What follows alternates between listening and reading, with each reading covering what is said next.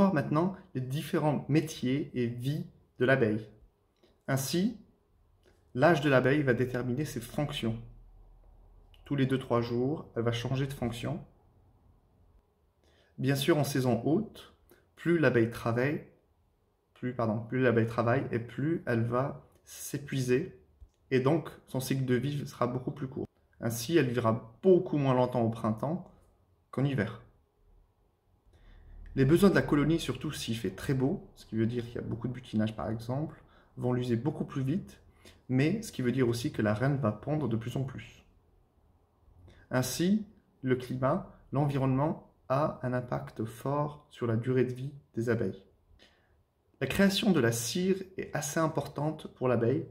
En effet, quand elle va prendre le besoin de créer de la cire, cela va lui prendre beaucoup d'énergie et donc affecter sa durée de vie. D'avril à juin, l'abeille va se lancer dans la construction effrénée de rayons de cire. Le maximum d'ouvrières s'y mettent pour qu'il y ait suffisamment d'alvéoles pour le couvain, pour le pollen, pour le miel, etc. Vers le mois d'août, il y a quasiment plus de production de cire.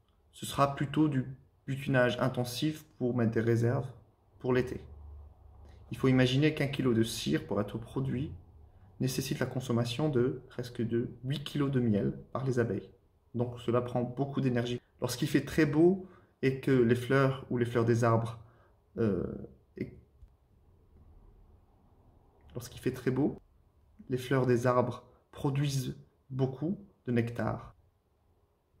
Toutes les abeilles ou presque, une grande partie d'entre elles en tout cas, vont butiner et participer à l'effort de guerre du certain.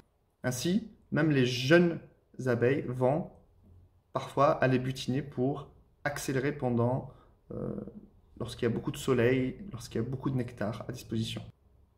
Dans ces moments-là, l'apiculture doit être vraiment à l'écoute du temps, du vent, du soleil et de la floraison des arbres autour.